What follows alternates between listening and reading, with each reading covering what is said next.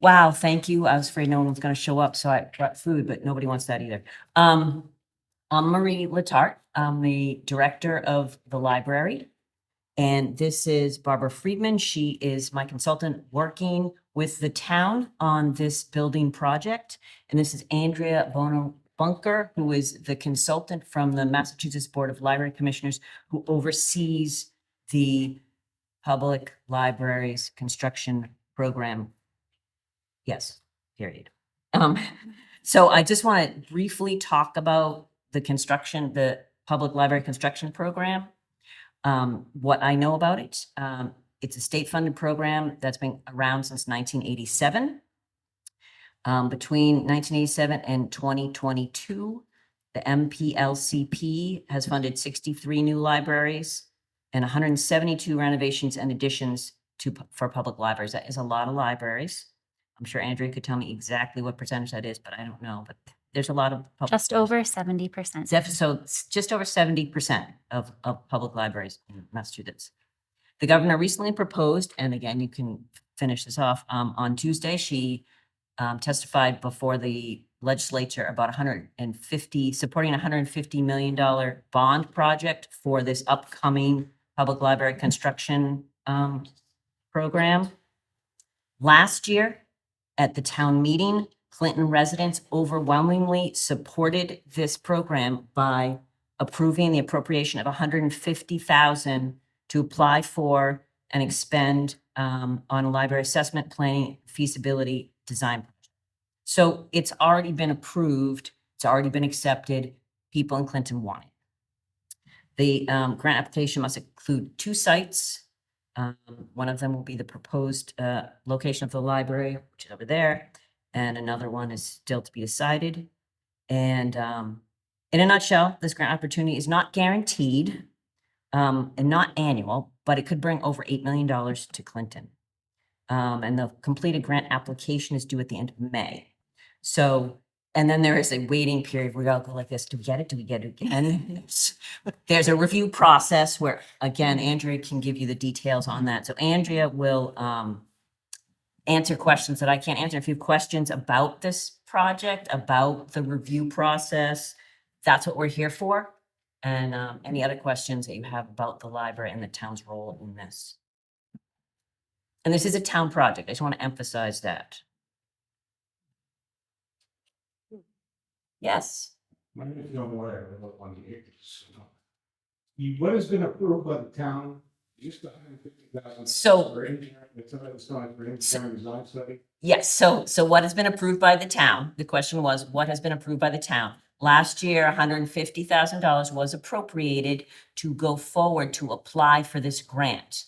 And if it is approved by the state, our application, then the town agrees to fund up to $150,000 that the state will match up to. So, all right, and if you want me to go in, and I'm sorry that I'm wearing a mask. I have 2 82-year-old parents that I'm the sole caregiver for, so I'm trying to be a little bit safer. So if you can't hear me, please let me know. So we have you vote to apply for, accept, and expend MBLC grant funding, and then an appropriation of $150,000 for the planning and design phase. That does not lock you into the construction phase. It's just for the planning and design phase. There's another vote that will happen if you are awarded a grant before you go into construction. So you have another opportunity to vote as a town on the construction funding piece. So the $150,000 is the local funding. We will match 50% up to a total of $100,000 from the state side for planning and design. We don't think it should exceed a total of $200,000 for this phase, but every building is unique, every site is unique, and sometimes they're so complex that they take a little bit more time and then also a little bit more work on the architect side. So that's why we had you appropriate the extra $50,000 just in case, so you wouldn't have to go back for another appropriation. So the reason why we have you vote before application is because we have independent review teams that will be reviewing the applications and evaluating them. So myself and my colleague, Heather Backman, are library building consultants for the MBLC. We act as resources. So all along, Marie has reached out with questions. We've answered them, and Barbara as well. So we're there as a resource. We don't actually evaluate your application. That's done by the independent review teams. Then they will recommend they will recommend which library should move forward. And I should say that your application is in what's called the standard tier, the standard grant type, which there are 3 tiers. So there's the small tier, which is building programs up to 14,999 square feet. Medium tier, which is 15,000 to 29,999 square feet. And then large library tier, which is 30,000 square feet and above. So you're only competing with libraries that are in your tier when you're being reviewed. So we hope to award at least 2 per tier, but we may not have as many small population, which is another grant type, and then the large. What we're seeing is those may be very minimal. So we might be able to award more small and medium libraries than we originally anticipated. And then there will be 1 library that's on a wait list for each tier, if that's possible. 1 tier may have 2 libraries on a wait list, depending on how the spread is. We won't know the spread of projects until we get the applications at the end of May. So once the independent review teams recommend to the director of the MBLC which one should be brought forth for votes from the commissioners will vote on it in October. So we wanted to dovetail with your town meeting so that you didn't have to have a special town meeting in order to appropriate your funding and also vote to apply for, accept, and expend. Does that answer your question? I know it's a lot of information, but. Did that answer your question? I apologize, I feel my hearing aid, a lot of it. It is hard to hear. It's hard to hear me? Yeah. Okay, so there are obviously, if the engineering design phase comes up with the plan, it's gonna be obviously construction costs. And that's gonna be a application for a grant. So, like the new middle school. And how much does the state reimburse? So there's a funding formula. Can you hear me now? Better? Okay. So there's a funding formula for the construction grants it's a little bit complicated, but it will cover somewhere between 35 and 50% of your eligible costs for the construction phase. And we won't know what your costs are until the end of the planning and design phase, which is the one that you approved at your town meeting last year. So, and then once we have the construction phase amount, we will calculate our award then.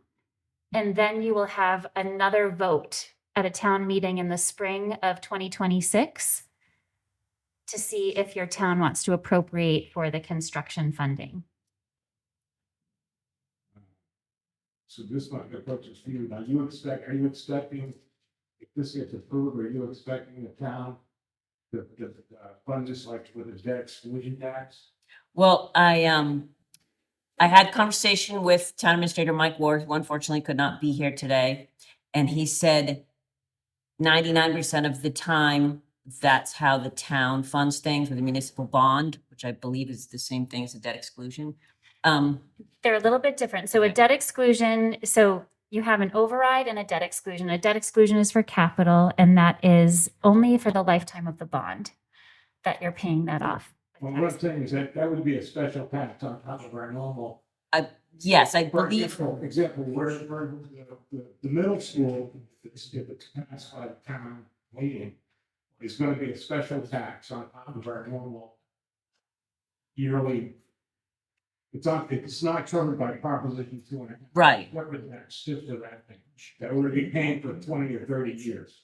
right. I think it is, if it is, that's why it would have been nice if he had been here. But I understand it's paid by a municipal bond.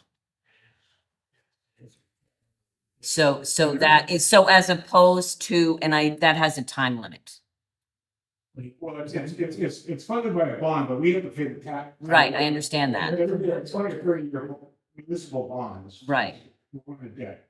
But we're gonna pay it by a special, I'm gonna call it a surcharge. Okay, It's called, the correct term is a debt exclusion. tax, right. Which is gonna be about, for the middle school, they're estimating about an extra $650 a year per taxpayer for on your property tax to fund the middle school for a period of 20 and 30 years. And the other thing is that we just had a discussion with the town administrator, what's his name, Mike, and I think they're gonna be looking at a big infrastructure project on the Contain Brook within the next couple of years. yes, I heard there were divers in there this afternoon. Said there were divers in there today. Once again, I should have worn my hair, but it's the yeah, well, yeah, and then the last flooding flooded out part of Nitro, so they're very sensitive. And it's going to be a significant amount of money. And it's probably going to be funded via, once again, via this debt exclusion tax. Just to let you know. Okay, Just Thank for, you. just for clarification, thank you. the debt exclusion and the bonding are two entirely separate things. All right, The town could, or the voters of the town could approve the spending for this project or any other project without a debt exclusion vote being required. The debt exclusion vote doesn't occur at town meeting. It occurs at the annual town election or a special election. It's a separate vote, separate category. And hypothetically, if the town approved at town meeting this project, whatever amount it would be, and didn't require a debt exclusion vote, it would still get paid the same way, cost the same, would cost taxpayers the same, but it's not a separate tax if you have a debt exclusion vote.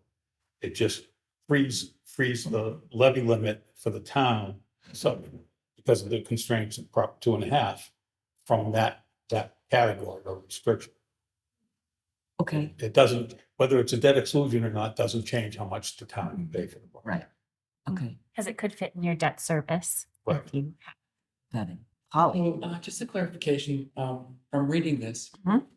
My understanding that, we have the $150,000, right, that is in process. And I know that, and I believe you facilitated the meetings at the library. I did, yeah. To collect information, which puts us, between the gathering information and submitting the grant request. We're in the process right now of developing the grant. yes, So- the application. And so I would be curious as to where we are with the feedback on what information was collected about what the people who attended those sessions thought. And, because that's got to go into the grant, right? So we have to have something together. We put everything someone said in that grant. So, and there were different opinions, of course. And so anything anyone said is listed. And then after we got all of those ideas, like there should be a children's bathroom, that seemed to have come up a lot. That then we decided, how much room would that take? And then we decided, oh, besides the bathroom, of course, we need a story area and we need this area. So we took all of those ideas and we decided how much square footage it would take. And that's the application that's required for the MBLC. So we've taken all the ideas, we've decided how much room it would take, and we have a total of how much room it would take. And we know that we, as Marie said, two possibilities: either renovate and expand that building, or do a new building someplace else, or another renovation someplace else. with another town building. So there's 3 possibilities actually. But no matter where we go, all of those ideas that you gave so well will be incorporated in that new thing. So does that answer the question? It does, but it leads me to 2 follow-up. Oh, good. Yeah, I love follow-up questions. One, and it ties back to what you were saying earlier. What was the square footage that we came up with? It's very similar to what the feasibility study, which you funded, well, a year and a half. I can tell you exactly because I just did all these calculations. Yes, go It ahead. is 9,499. Oh, so it's definitely in the smalls. It's in the medium. And then the second. 19,000, say 19, I'm sorry, 19,000. Yeah, I would have been a little small. More than now. To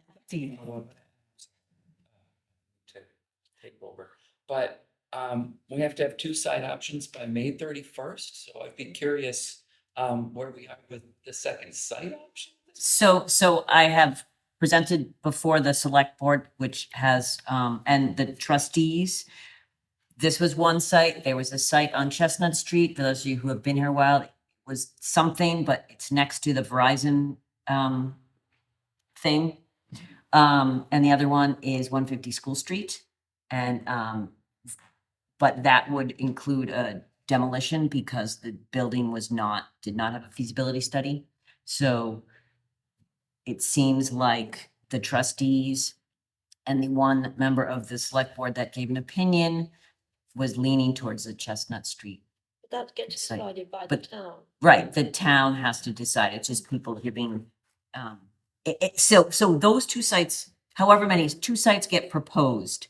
And then if it gets accepted, these 2 sites are planned and designed. And then Well- after feedback from more people, right? So what happened, the reason why we have you present 2 sites is because the library building program is the driver.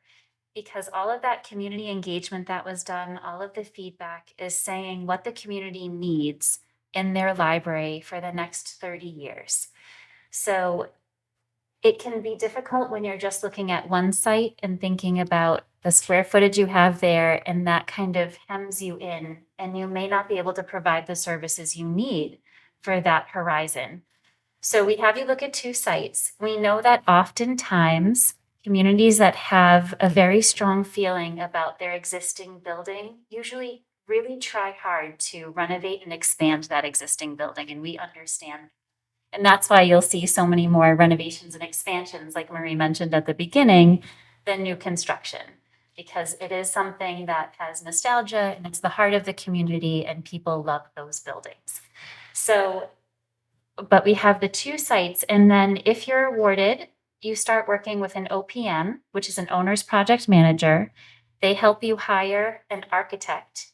That architect will then take that library building program, assess the sites that are presented in the application, and with the library and the community and the town officials, decide which site is the best site for implementing this library building program. So there will still be community engagement efforts all along throughout that entire planning and design phase. And the architects will be working with the library and the town and the community on the design, so that there will be plenty of opportunities for feedback throughout the entire process. Thank you very much. Phyllis? So just to sort of see if I understand the process, so the grant application is due the end of this month. If sadly we get turned down, then the 150,000 that was allotted for design just goes away. I mean, it doesn't have to, those funds don't need to be raised. Correct? It's contingent. So it's a contingent amount of money based on being. So let's just say we're lucky and talented, of course, and we win the grant. So this feasibility study and engaging an architect, is that part of the design that the 150,000 plus what the 50% matching we get the state does? Yes. That goes there. So then. Okay, so we've got our design, we've got our grant construction accepted. We have to pay the architect. We have a design, we know where the site's gonna be. There's still more contingents, right? I mean, It's not a done deal until you vote on your construction funding. So that would be the spring of 2026. right, so then the town has to commit to actually going forward with the construction of that design. Otherwise, the 150,000 that we put in was an interesting exercise, but not great. And if we go forward, then the state also chips in some amount of money, or are we all on our own at that point? For construction, Right, we will give you a multi-million-dollar award for construction, between 35 and 50% of eligible cost. And eligible cost, it includes, say, about 98% of construction cost, about 50% of the soft costs. So that's like the, obviously the design fees are incorporated into eligible cost. The OPM fees are eligible cost, but then you have things like furniture, fixtures, and equipment, and landscaping and hardscaping. Those are non-eligible costs. So that's why we say about 50% of the soft costs to make your eligible cost. I'll go Bill and then Gloria. If the grant's approved and the town moves forward with the building project, is the grant a lump sum payment? For example, so the town's gonna bond the total cost of construction and incrementally reimbursed over 30 years. You appropriate the total project cost, and then we will issue 5 payments for you over 5 fiscal years. And so you do not get all of the grant funding before the books are closed. So that's why we have you appropriate before then. And then you will get incremental payments so that hopefully, you can at least get through the first 2 years without having to bond anything yet. Or because the first year is really design to finish up your design. Because you're only getting with planning and design only to what we call the MPLCP level of design. It's somewhere between conceptual, which, when you see like a rendering of something and very a loose kind of drawing of a building. And then you have what's called schematic design, full schematic design. So it's somewhere in between that. So when you appropriate for your construction funding, then you finish up schematic design, you go through what's called design development, and then your construction document phase. And that's what gets you what's called the bid set. And that's when you go out for a general contract. But that was going to be my question, why the degree of detail, so the 150K, should we be successful? That schematic, somewhere this hybrid, that is done for the 2 sites. It's only, they'll look at both sites initially. They won't start doing drawings for both. They're going to work with you to pick the site that is most suitable before they start the drawings process, because So, okay, so that raises another question. So then, it's 150K, that's the 2 sites. That there has to be another decision point by whom about which of the schematic design phase is implemented on which site. So, That's what I'm confused. yep, there will be another decision made. That's a local decision with the architect helping you figure out which site to choose to move forward. And then is that submitted after that decision is made? Does that then go back to the building program or not? So it's already been supplied to us in the application, the site, so we're aware of them. And they have to meet what we call the definition of an approved site, and that's in our regulations.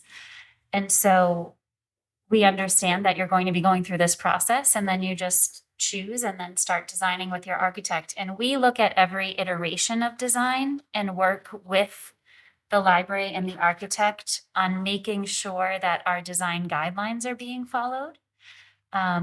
Because there will be an independent review of that design, the MPLCP level of design, before it goes out to estimate, just to make sure that it's capturing everything in the design guidelines. Thank you.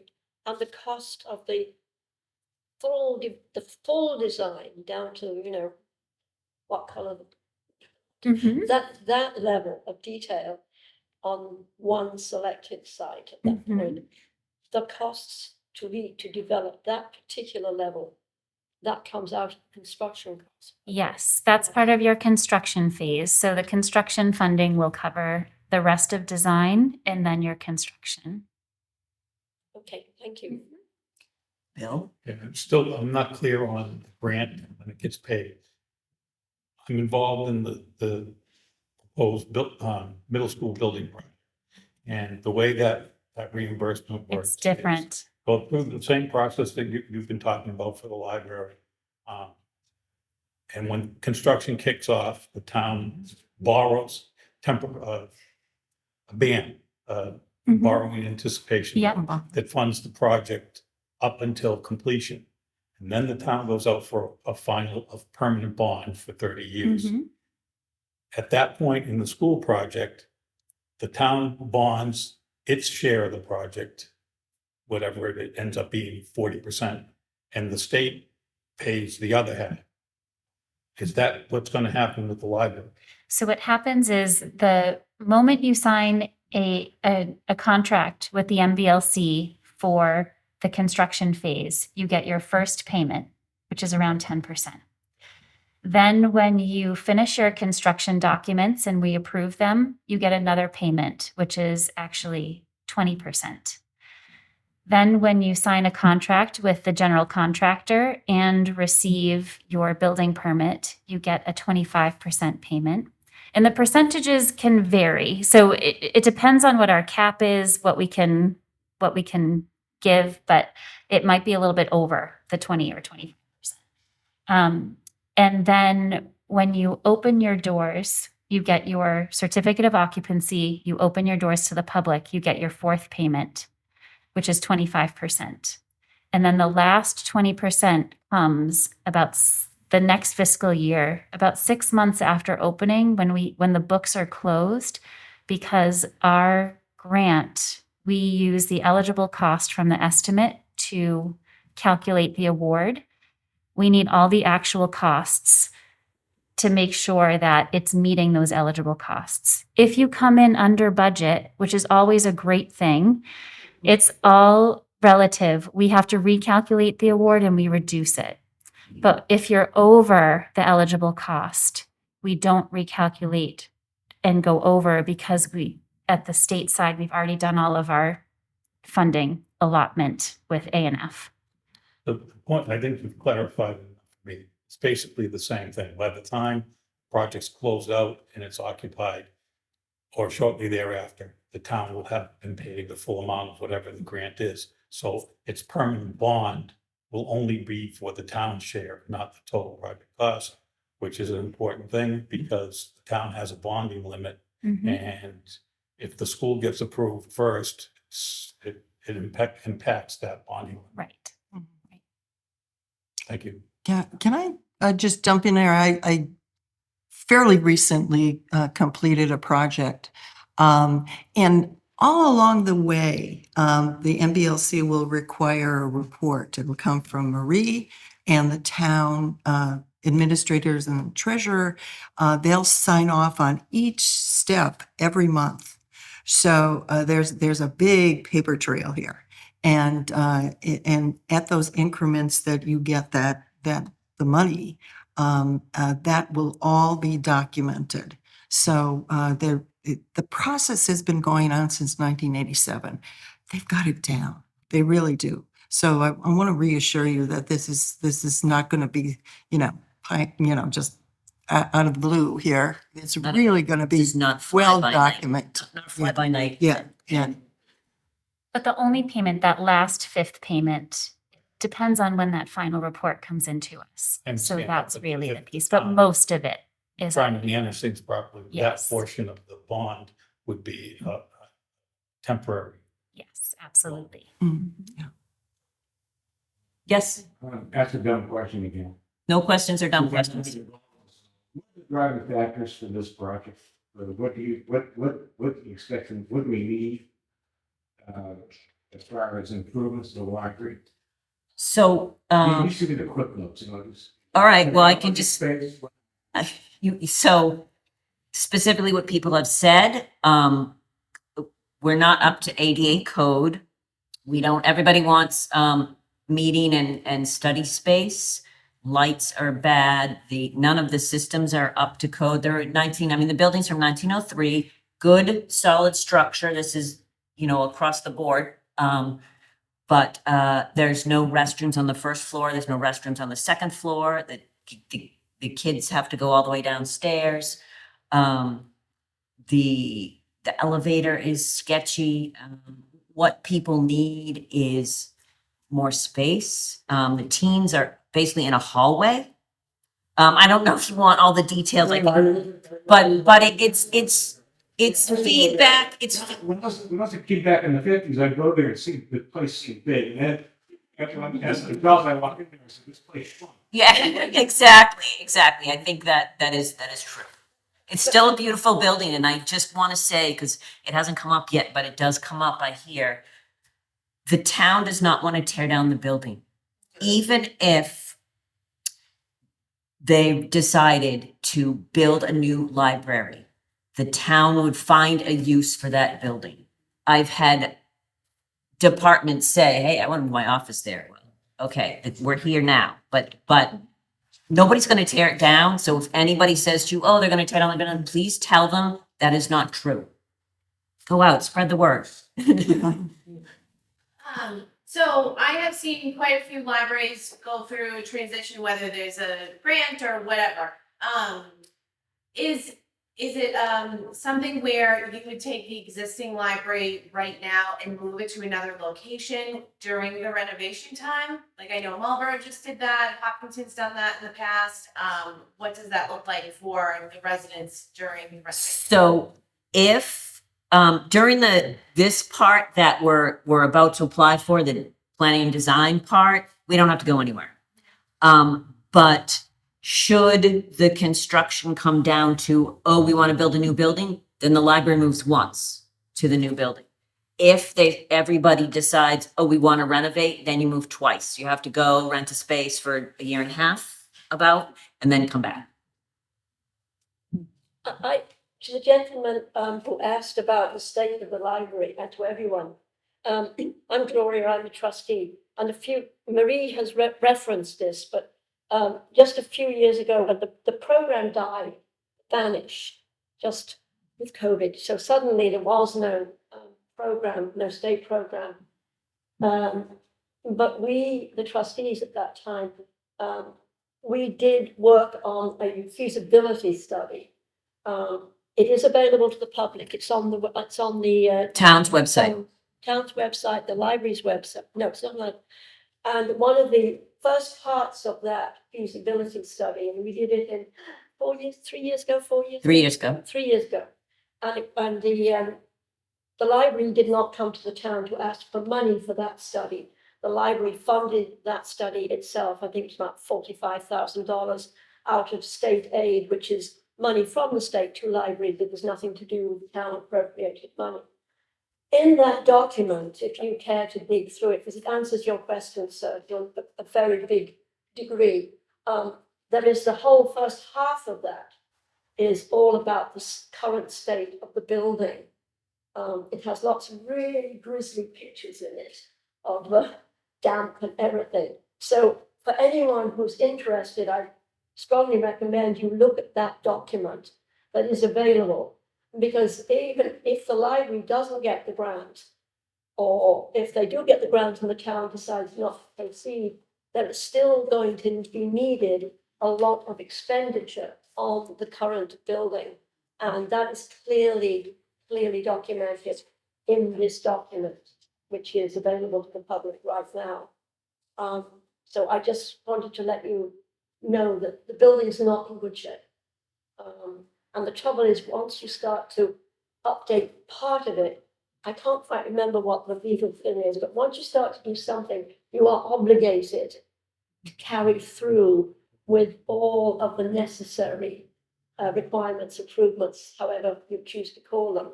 So right now, we're sort of teetering on the edge, that doing nothing is really not going to be an option going forward. Either, fingers crossed, we get the grant, and fingers crossed, the town wishes to proceed with that process. Or if not, there's still going to be needed a lot of money to be spent on that building. I'm a shopkeeper's daughter, and I look at, what do you spend the money now, or do you wait and it costs you more later on? So that's my intent, and I do hope that you can look at that document. Thank you. Yes, Bill. Just a question about sites and the idea of different location. Is there enough room on that site to accommodate the program of extra square footage that? So this feasibility study that Gloria just referenced, the meat of it really is the state of the library, but there was a little fun part that the architect sort of did a design. Like, what did you call the first part? Conceptual of what's possible in that space. And it is an exercise in what's possible. It does not mean that's what we're gonna do, or what the town is gonna do, or what is even gonna be done. And it's a complete, we don't even have, that architect is retiring, so that's not even an issue. But like, someone else is gonna come in and have a completely different idea. So it's possible, everything is possible. But it will not look like it looks now. There is space to push out between the library bill and the holder. So if you look at the building here and imagine space, more space, but there's grass and things like that. So that conceptual design did have, a whole addition on. And the other thing about the current library, because I know passionately, because I reviewed 34,000 books in the closed stacks. There's about 20% that is not accessible to the public immediately behind the circulation desk. And those great fire doors bit there. Behind that, there is what was, when the library was like an Athenaeum situation where people would come and request a book and someone would go and find it. That whole back area is like stories high, but it has glass floors, so it's not usable. But that space has now been cleared completely. And the process of clearing it was to look at every single 34,000 books, very, very old, and ascertain that they could be available elsewhere. Huge amounts were digitized. So the space not used from this side to here right now and would need to be complete. That would cost money to do. And there is space pushing out to the side. So that's my question. Is it feasible to accommodate the program of square footage and usage on that site without dramatically changing the historic nature of the facade of the building? It would require an addition, yes. Right. But the front could stay the same. How big square footage wise is the library now? Including the elevator, it's like 12,000 square feet. Sketchy. What? The sketchy elevator? The sketch. But remember what Gloria just referenced is about over 2,000 square feet of unusable space. So once that becomes usable space, you've got about 19,000 square feet that fit onto that property. And that's what the feasibility study said we could do. So take a look at that. It's really interesting. I'll go with Maddie and then I'll come back to you. Just a quick question about the square footage and the second site. With the other sites that you've considered that isn't like Bigelow, are they roughly similar to the square footage that you are already at? Like, does the money change if we went with the second location? If the square footage changes, either it drops or it goes over, with different category brackets? So the funding formula is based on it. You take the eligible cost of what the project is, and then you run that through the calculator to get the percentage. The thing that would change is if you're getting donated land or if you're purchasing land, you can count up to $1 million of the assessed value as eligible cost. So that can go toward that calculation of the grant. Is the library still acquiring physical books? Yes, absolutely. And how many, I mean, how, volume wise, how much is per year? Per year, I don't know. I'm just saying that you don't want to see all of a sudden say, where are we full? I mean, Well, the collection management is a thing. And the library probably has, I mean, maybe 32,000 volumes of including video and audio and stuff. And books. I got all the little kids that are using Kindles. Well, we have lots of, because we're, the library is part of the Central and Western Consortium Library Network. We have access to over 150,000 electronic books and electronic audiobooks. So even if we buy some, there's already some in the system that people can borrow in addition to other electronic services that are available to your everybody with a library card.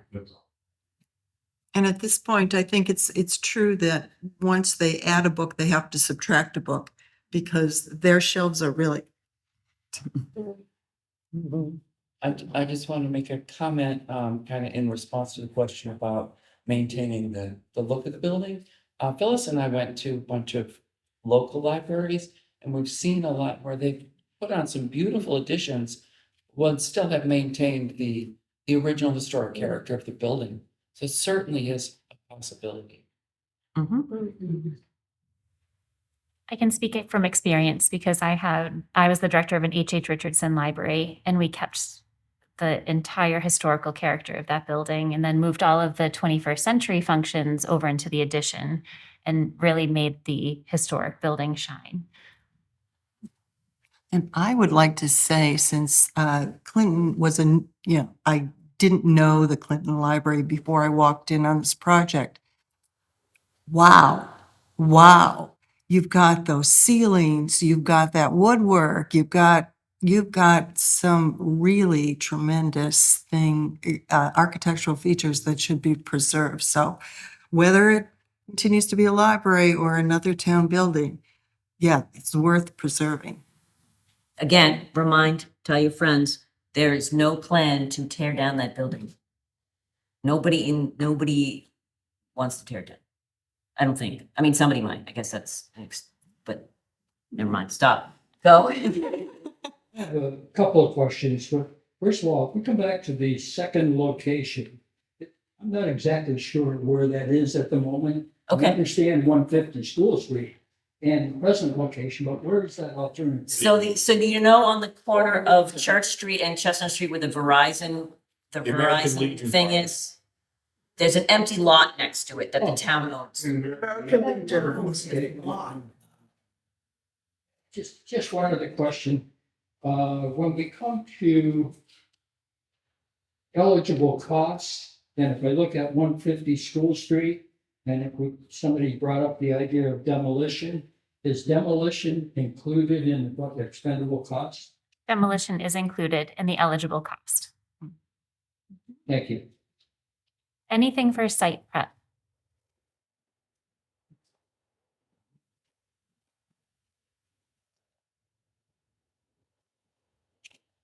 I have a question about, this is coming off in one of your questions.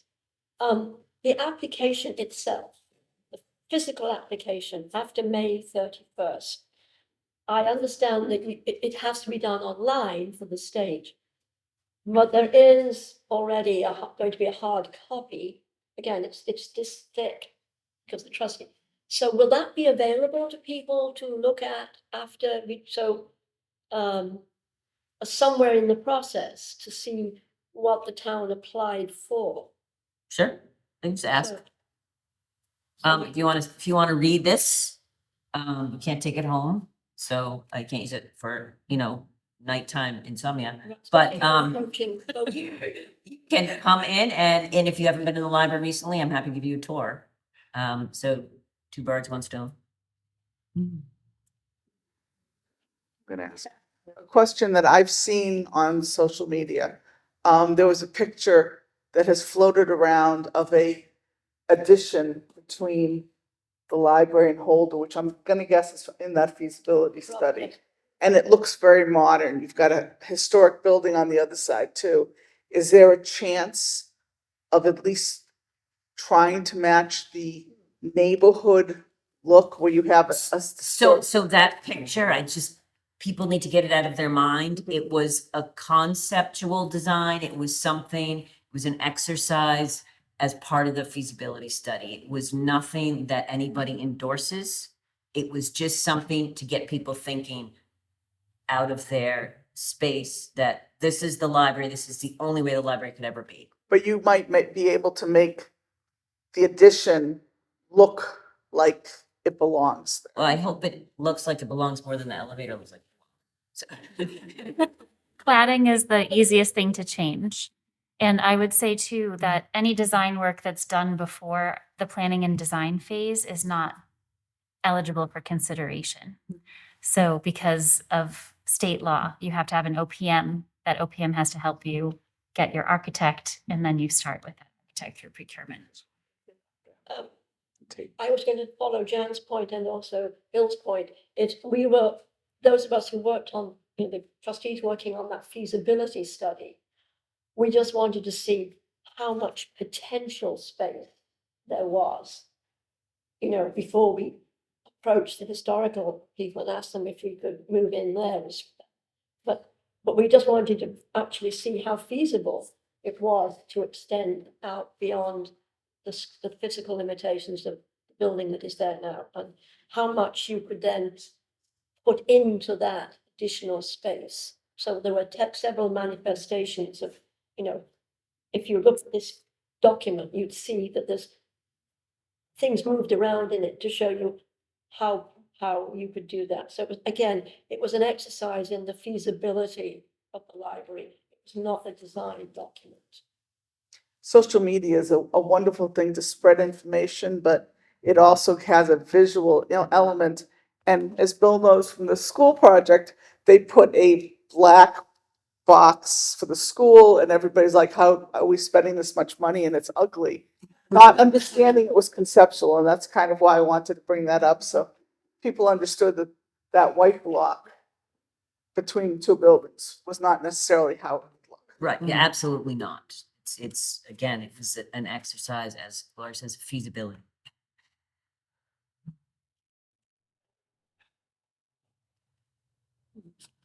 I hope that if no one has questions, I hope that you're all here because you're interested in the project, or that you are supportive of the project, even better, but at least interested. And I really hope that you will, if you haven't been in the library in a long time, you come for a tour. If you want to read the big door stopper, have at it.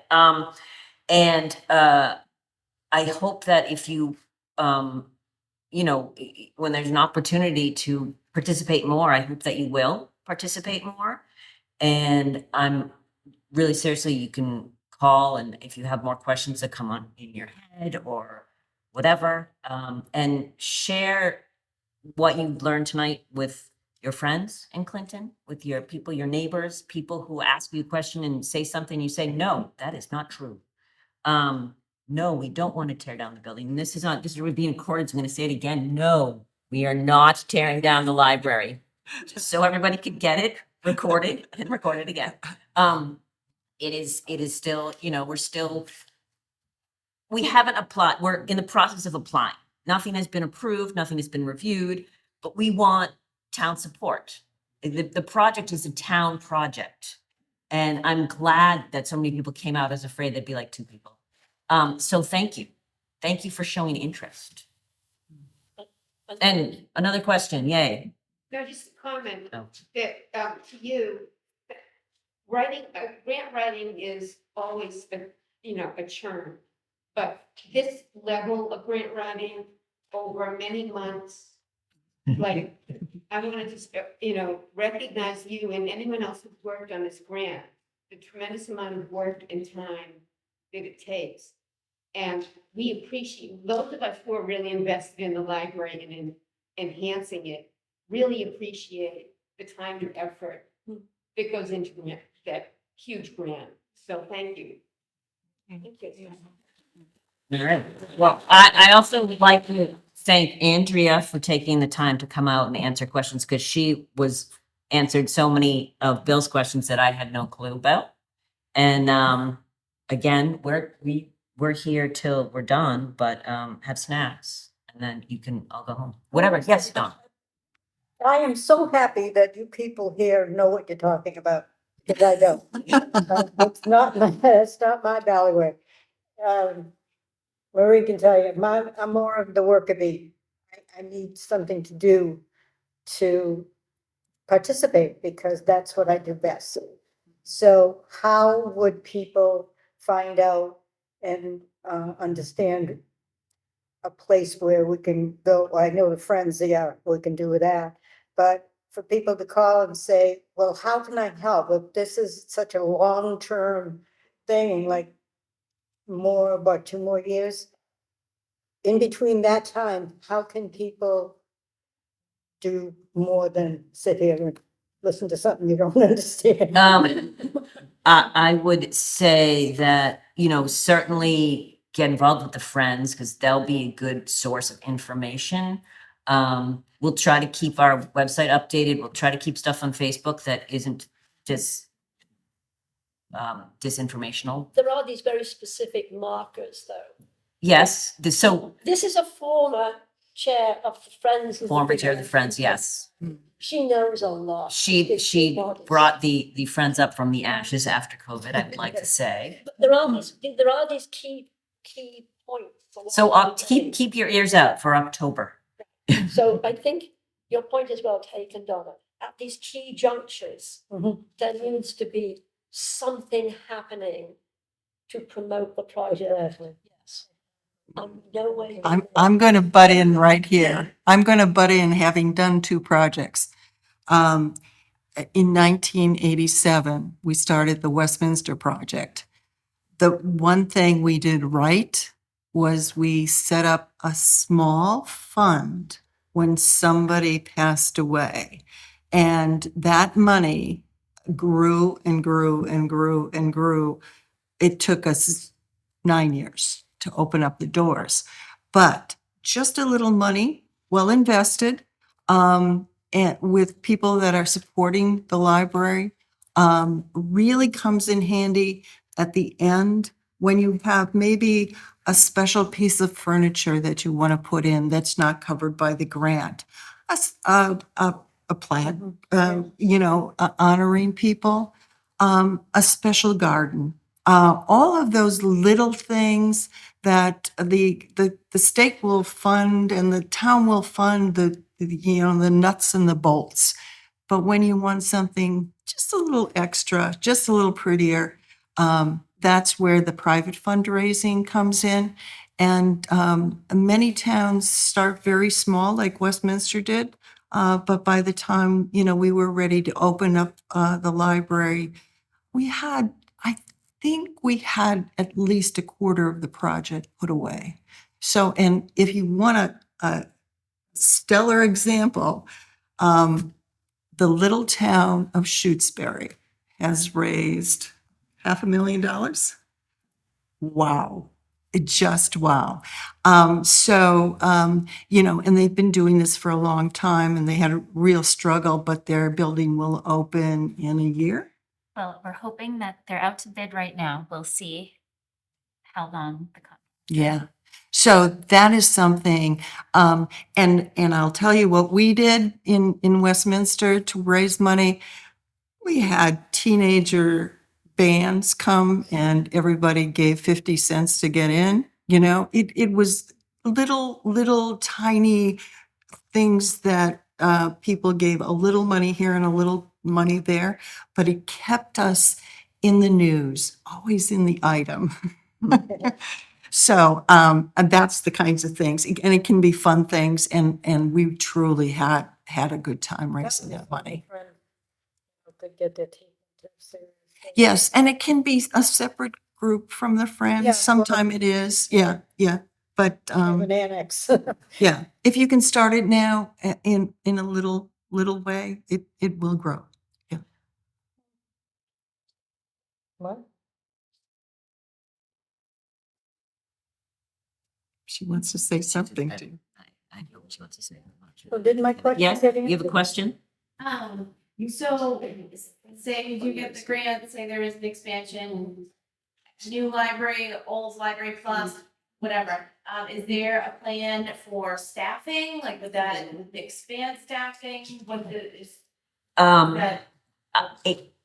I think the plan is currently to keep the staff as it is, and I think some of it determines is how many hours are we open? The preference is to create a library where you have sight lines, where you have staff in place. I don't think we have a plan to build a library where you need to increase staff. Ideally, if a new library brings in more people and you have to be open more hours and you have more programs, then you can say, we do need more staff. But I think the building construction program is not built to require more staff. In our design guidelines, almost all of our buildings open with the current level of staff. And when they get more staff, it's because of those increases in service to the community. And we've seen in the recently renovated and recently newly built libraries, about a 30 to 40% increase in attendance and programming and circulation. At COVID, the circulation of the physical materials went down, but ebooks went way up. So it's hard that one still isn't back to full levels in some places, but 30 to 40% increase in attendance and usage.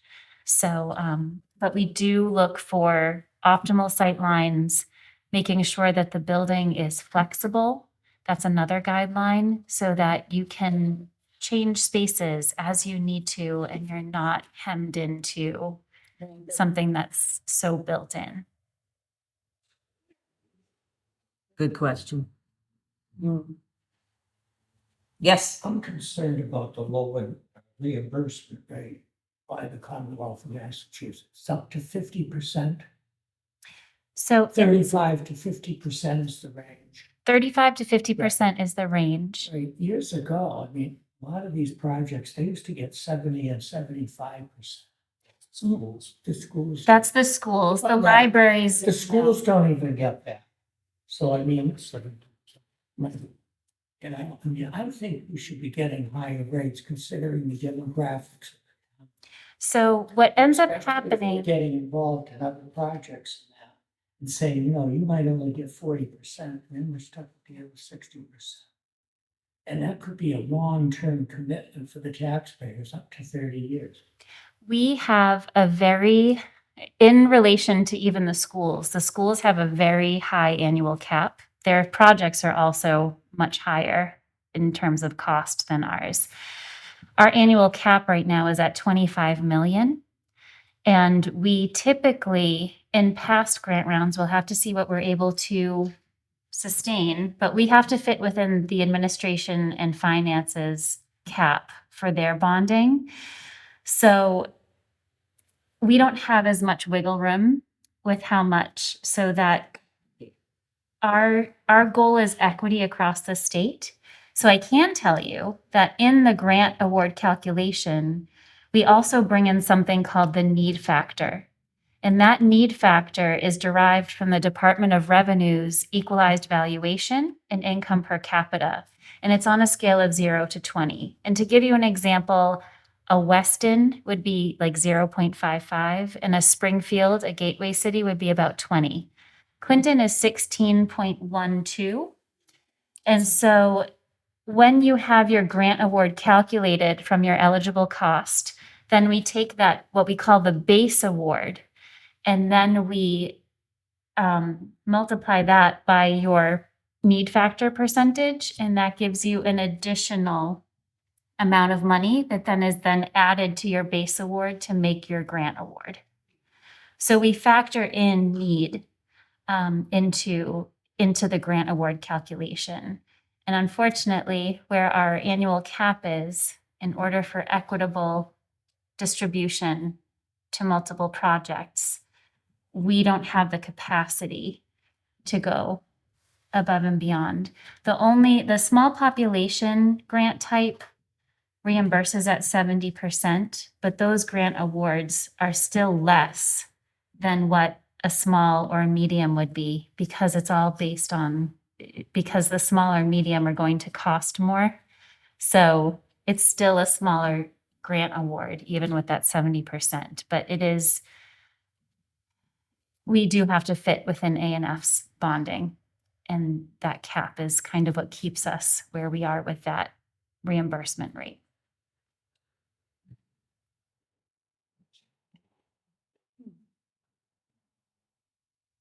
They did keep in, I believe, Gloria, you said that our program died for a little bit. What ended up happening is we were level funded for almost 9 years for our cap. So the 2016, 2017 grant round, we've since changed it so that we won't have as many projects on the wait list, but we had 22 projects on the wait list and we couldn't fit them within our annual cap. So it spread out the amount of time before we could offer a new grant round. So that's kind of where we are, but we're excited that we're able to get this off the ground and hopefully help more communities.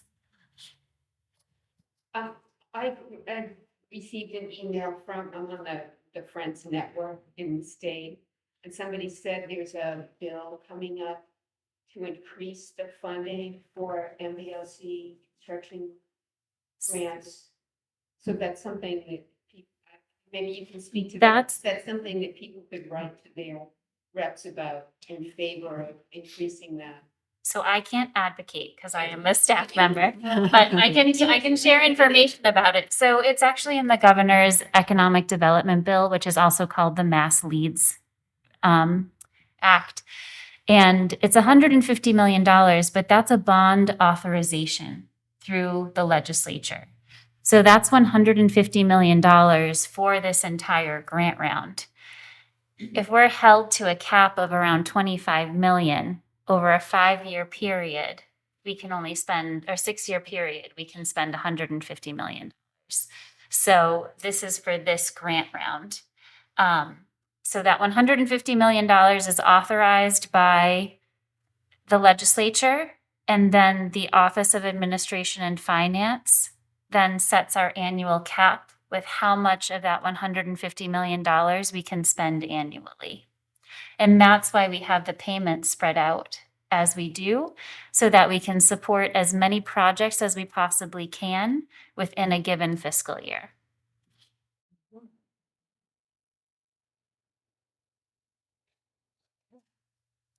Great questions. Mhm. Right? Yeah. Yeah, thanks. All right, well, I will thank you again. I think it might be another PS, but thank you again, Snacks, and Keep asking. keep asking, come by the library, check it out. All right, thank you.